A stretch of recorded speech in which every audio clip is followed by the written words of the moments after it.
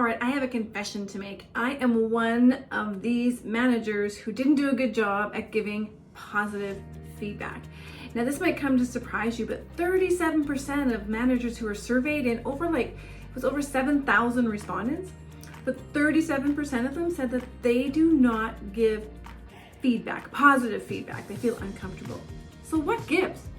I can give you some insiders into that. And not only that, we're going to give you a process so that you can engage in feedback, not feeling like this is a unidirectional situation, not feeling like this is an adversarial, something that's got to get your heart pumping, but that this is really a conversation.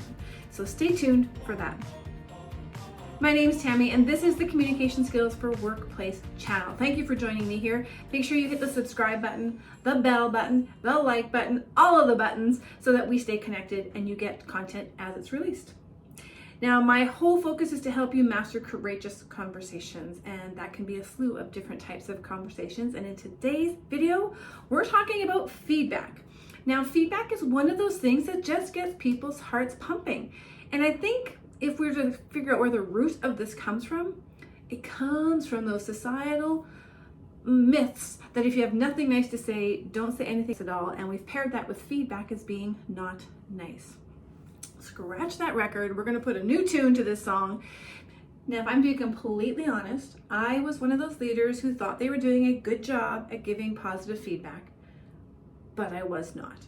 And I'm going to share with you how this kind of came, because as a clinical instructor, there's 8 students, up to 16, even sometimes more patients underneath us that we're caring for. And I had to create a shorthand to survive. So my task, much like we saw in the study, my focus was to point out the moments when they needed an intervention, when they needed support, when they needed to be corrected, in order for them to continue to provide the amazing care that they were providing. That was my focus. And so that's where my time and my energy and my words were spent, is giving that critical, sometimes called negative feedback. Feedback for growth is really what I call it. And so when it came to the positive side, I had to come up with a shorthand, because I'm like, I don't have time for this. If I give you a thumbs up, if I give you a good job, if I tell you that this is all excellent, here's what it means. And so I would prepare them ahead of time, and I would share with them, one of the things I am not great at is standing in the moment with you and saying and detailing all the things you're doing well. So in order to overcome that, I have a shorthand system. And if I say thumbs up, okay, what that means is you've got great knowledge in your pathophysiology, you understand your pharmacology, you're putting those two pieces together, your interaction with the patient was fine, your skills are excellent, I have no concerns, continue doing the great work. The problem is, those are still very broad thoughts, right? So if you're good at your pathophysiology, fantastic, but I need to know what parts of it, and so if I'm a student, I need to know what parts of it am I bringing into this that are really critical in this moment. So they always felt like they needed more, even with my shorthand. So I want to do this video to give you a step-by-step process to engage in feedback that feels conversational, that actually is not going to cause your heart to go out of your chest. You're not going to lose sleep over this. And it's going to help build the relationship that you really want to have as a leader. So as I shared at the beginning of this video, almost 40% of leaders do not give positive feedback. But the stats were very different when it came to negative feedback. And I'll link the study down below in the description box as well so you can read it. But only 21%, so almost nearly half, said they avoided giving negative feedback. This means like 80% of managers or leaders are giving negative feedback, which means we're somewhat aligned in the sense that we feel like there is a part of our job that says you must find the deficiencies, you must find the things that need working on, and share that with them. So in a lot of ways, that's great. But with so many of them doing this, why is it that 4 out of 10 feel like these are moments that create anxiety, panic, discomfort, and then what happens is they go in there and they just blah, blah, blah, blah. And so it's done, and it creates a little bit more damage in the relationship. The question for me is, can we make giving feedback better? And the answer is yes. So what I realized in my own experience is using these abstractions or general concepts to convey deeper meanings was actually still causing confusion, right? So when I would say good job and I'd walk away to the next student because I have a laundry list of things in my head I want to accomplish, things I need to see, moments that my students are needing me to help them feel confident and comfortable. In that shorthand, it was creating kind of like an emptiness in that feedback. Like it was, okay, great, she found nothing wrong, but what did she really see that was good? So abstractions and generalizations are actually a root cause of feedback failure. Feedback failure. So let's consider this scenario. Hey Dan, come on in. I need to talk with you. Am I in trouble? No. I need to talk to you about this promotion that's coming up. I know that you've been in line for it and you think that it's coming your way, but I have to just be honest with you and tell you I can't recommend you for promotion right now. And the reason being is that there's some issues with your delegation, with your time management that we really just need to work on. And so with that, if you want to work with me, we'll come up with a plan together. And Dan is left there thinking, delegation, time management, where did things go wrong? I think I've been doing a great job. And so even those words that we think we have a shared meaning on, we're not getting clarity on because we think everybody understands time management. But more importantly, we think everybody understands when time management was a critical factor in their performance. So one of the issues that I often think is at the root of feeling like feedback is scary is that we forget that feedback is communication. And communication is always multi-directional. Even as I chat with you here and I can't see you, but you're having a visceral and a physical and emotional reaction maybe to what I'm even sharing. And that, if you go back and replay this a second time, you're gonna have a different reaction. It may be subtle, it may not be noticeable, but you're gonna hear this again for the second time, maybe a third time or a fourth time. And each time you get something different from it, or it brings up a new question. And so part of the fact that we think feedback is hard is we think it's unidirectional, but it's actually multi. The chain of feedback, the chain of communication never ends. And so let's make it a conversation instead of thinking it has to be from me to you. So I want to know from you, before I show you the 5 steps, I want to just hear from you. Let me know in the comments below, has there been a time when the feedback you got was not clear? When the feedback you got just made you have more questions and you were kind of questioning like, what do I even do with this? How do I go forward? I don't know how to be successful. Let me know. I also want to hear if you've had a fantastic feedback session with a colleague, with a leader, with a friend. Let me know what was so good about it. I want to hear from you, okay? Now let's get into those 5 steps to making feedback feel conversational and that it's going to be received in a way where you're still respected for who you are. Step number 1 is to get the micro yes. So this means I need to have a commitment from you that we can have a conversation about what is happening. So it would look something like this. Hey Dan, do you have 5 minutes to talk about our time together when we're working with patient X? By getting the micro yes, I'm not just saying, hey, can we talk? I'm actually giving the container in which I want to frame our conversation. So one of the errors that I often see, one of the things that leads to feedback failure is that we don't share with people what we want to talk about. And imagine now if you've just been called into the office, hey, we need to talk. Your mind is going a million places. You're thinking about every potential reason why you're being called in. And when you have a confused mind, it cannot get to resolution. It creates more anxiety, more fight or flight. So when you're getting that micro decision, it's really important to share the container in which you want that micro decision. I have seen so many times where colleagues have been called in to talk with one of the supervisors and they walk in and now HR is in there and they're like, what's going on? I thought, like, what's going on? They had no idea. Be kind, be clear, all right? Number 2, this might surprise you. Number 2 is probably my favorite because it already assumes that it's a conversation because you're gonna check in with them first. Before you share any information, find out how they see things. So if we're talking to Dan about him being late 3 times last week and it's become obvious that there's something going on, I can say, hey Dan, I noticed that last week there were 3 mornings that you came in late. What's going on? How do you see this? How is this impacting your team? Find out some information first because there may be things that you have no idea about. Quite likely, you will learn something new. The benefit of asking a question and checking in with them first before you go into your feedback is that you're setting up the relationship, that there's a conversational tone here. Even though we're talking about the fact that you were late, I'm concerned about like what's going on. Maybe I haven't been available to you. Is there something you need from me? Is there a barrier in your way to being here on time? Do we need to look at alternative workload? How can I support you? What do you need? That sets up safety, that sets up trust, that sets up collaboration.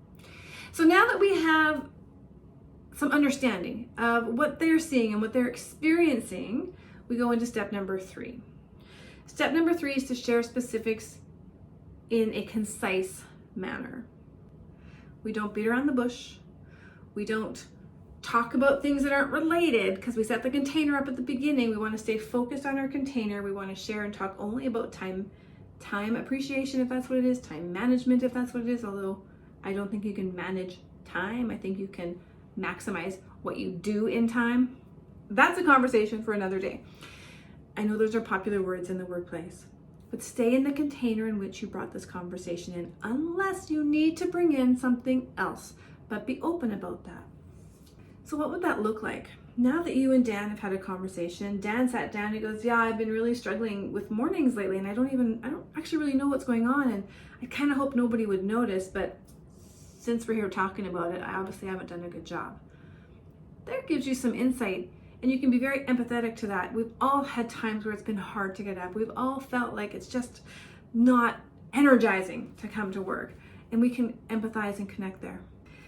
Now then we get into sharing, because we do need to share our observations, we need to share the impact, we need to share our expectations. And so step number 3 is to share the specifics in a concise manner.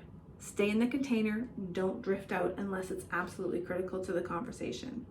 But now that we have this information from Dan that he's struggling, I can still share as a leader or as a colleague, depending on your role in this conversation, the specifics, and I'm going to actually blend into step 4, which is the impact. So how has this behavior impacted the ability of myself or the team or the organization?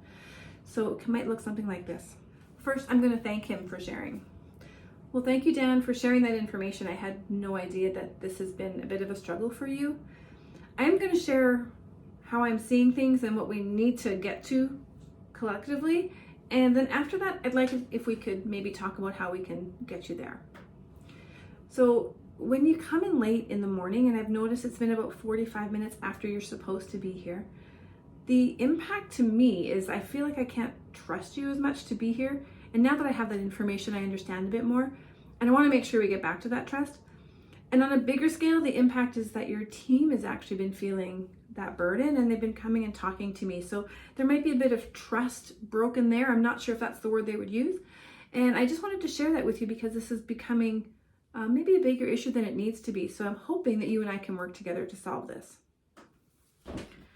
So step number 3 was to share in a concise manner, stay in the container. Step number 4 was to share the impact. And you'll notice that I did it in a way that was still very much heart-centered and connected so that Dan would feel like, I've got you, I'm holding you, and this is how we're going to work together to resolve this.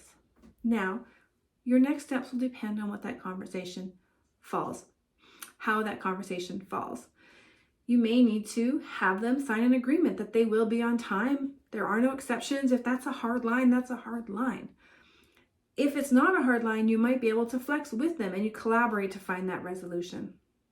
And finally, step number 5 is to follow through. What are our next steps? How are we going to move this forward so that we're both working towards the same goal?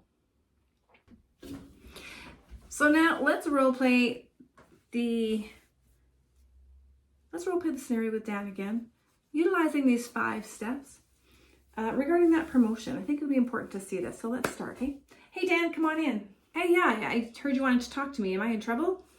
No, you're not in trouble. I know there's a leadership position coming up and I wanted to explore this with you. How are you feeling? Are you feeling ready? Oh my God, I am so ready. I have been waiting for this for years and I can't believe that there's an opportunity finally opening up. I feel like I've done all the things that it would be expected of a leader and I just can't wait to get in there and give it a go. Oh, that's really great that you're feeling so prepared for this. I'm really excited to hear that.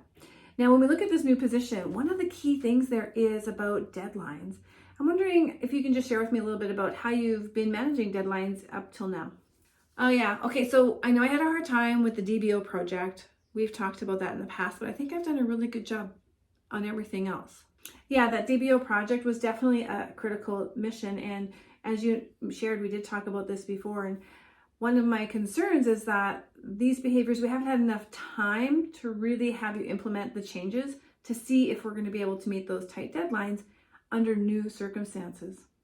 Now, I know there were several other factors involved. It wasn't 100% on your shoulders, and there was a lot of stuff that we were working on. And I think if we continue to work on this and see that growth in those areas, we'll be able to promote you the next time this comes around. So I'm not getting the promotion, am I? No, unfortunately, this time around, as I said, we just haven't seen that change, that growth that we need to see in order to feel comfortable that you can really knock this role out of the park. But I do want to work with you and make sure that you have those resources and supports so that you can be ready when that next opportunity comes up. So as you can imagine, Dan is still going to be disappointed with this, but there's a very different feel around this because it was a conversation first instead of a one-directional, here's the problem, here's why you're not getting it. So take this formula, use it, practice it, just enjoy having conversations around difficult topics. That's what this is meant to support you with. Feedback doesn't have to be fearful. In fact, if you use this, and I hope you saw this, it takes the fear out of feedback because we're focusing now on the connection as opposed to what we need to talk about. Because here we're now focusing on the connection as opposed to focusing on the fact that we have to give somebody bad news. It happens all the time. Bad news happens all the time. Nobody's perfect. I'm not perfect. You're not perfect. And so if you create a culture where you expect to have, and actually not even expect, but it's an obligation for people to speak up when things are not working 100%, you will already be working towards creating a healthier culture around feedback. Now, if you're struggling to speak up in moments where you're experiencing an offensive behavior or a disruptive behavior from a colleague, from a friend, from a supervisor, I want to gift you safe conversation starters. In the description box below, you're going to find that there's a link, and you're going to get a document that has 10 different scripted statements that you can use to provide feedback in a non-defensive way that will either stop the offensive behavior or open up an opportunity for conversation and exploration. And that is a free download, so you can head on over there and grab that. And if you need more support, so you're looking to maybe work with somebody who can help you navigate these career changes, these pivots, and accelerate yourself to that next level, I offer one-to-one coaching so that you can prepare yourself to have these hard conversations and still stay heart-centered and aligned to your core values without risking your career or reputation. I'll also put a link below for that if you'd like to book a sample coaching session with me. You can see what that would look like. I will bring to that session all that I am and all that I know in coaching, and I will also bring everything I know in communication, conflict, and workplace bullying. And I would be happy to support you in any way. And if at the end of that sample session, you don't think this is what you're going to need, and I don't think it's what you're going to need, I'll give you a game plan to move forward so you still feel like you're supported and held. That's it for me. Make sure you hit that subscribe button if this has been helpful. Like it, comment, share it. I'm definitely on a mission to help change the way a relationship is done, one conversation at a time.